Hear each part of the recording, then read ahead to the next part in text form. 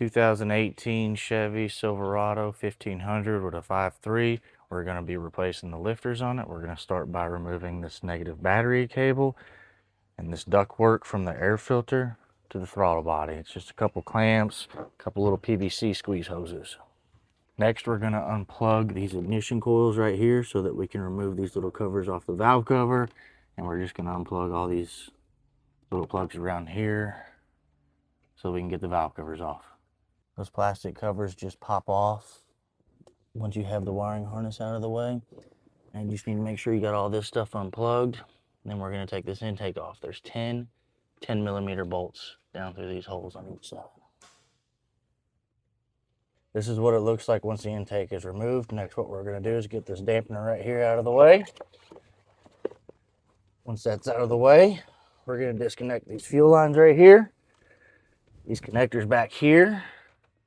But we're going to leave these rails on these cylinder heads when we go to remove them. Right here's your fuel supply line. You will need a special disconnect tool to remove it. It just slides in right there, pops that off.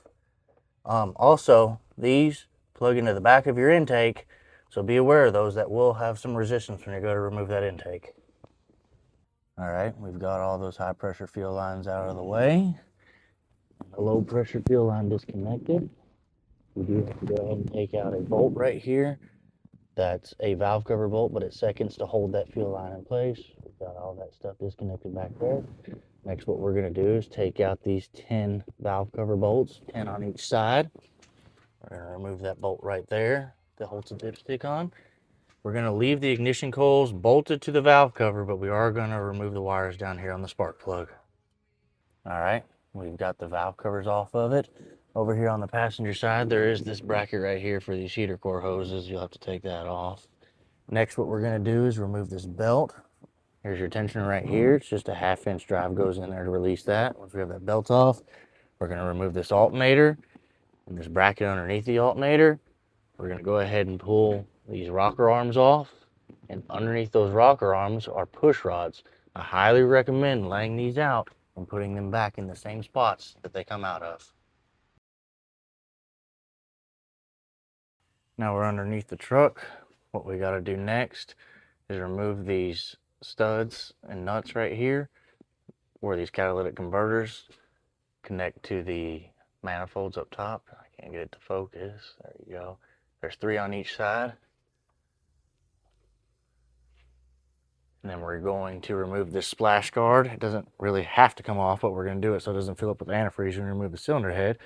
With that being said, we've already opened the petcock on the radiator so that we could drain the antifreeze, but we're going to go ahead and pop that lower radiator off too. Lower radiator hose off to make sure all the antifreeze is out of it.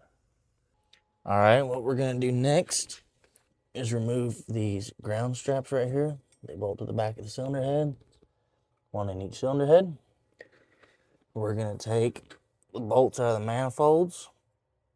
Get the manifolds out of the way. We're going to disconnect this right here. Make sure you lock your steering wheel down, run your seatbelt through it or something, but do something to lock it to where it can't spin on you.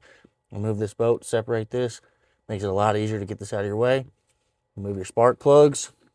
That way you don't risk busting them whenever you're messing with this manifold to remove it. And we did decide to leave this bracket on. We took the alternator off because the bolt runs through here. Then there's another bolt down in here that runs into the cylinder head, but we're going to leave this bracket on and just get this head out around it. Okay, we've got both manifolds removed. We did take these coolant hoses off just to get them out of the way and make it easier for maneuvering. We got those ground straps removed from back there. This ground strap has to be removed because it's also attached to the cylinder head. We're just going to take it off from right there to make it easier. What we got to do next is remove the cylinder head bolts. You have 1 1/2-inch Allen bolt right here. The rest of them are 15mm regular hex heads. We're going to take them out on both sides and get these cylinder heads off. Okay, cylinder heads are off. Now, what we're down to is these lifter trays right here. Take these bolts out right there and right there. Same thing on the other side. Right there and right there. Take those out and then pull the lifters out. Okay, we've got all the lifters out. At this point, you can look down through those holes, look at your camshaft, see if it's damaged at all. Luckily, we caught this one in time. There's no damage on this camshaft. So now we're gonna get everything cleaned up, send the heads off to the machine shop, have them milled, make sure they're completely flat, and put it back together. New bolts, torque it down to spec. She'll be good as new.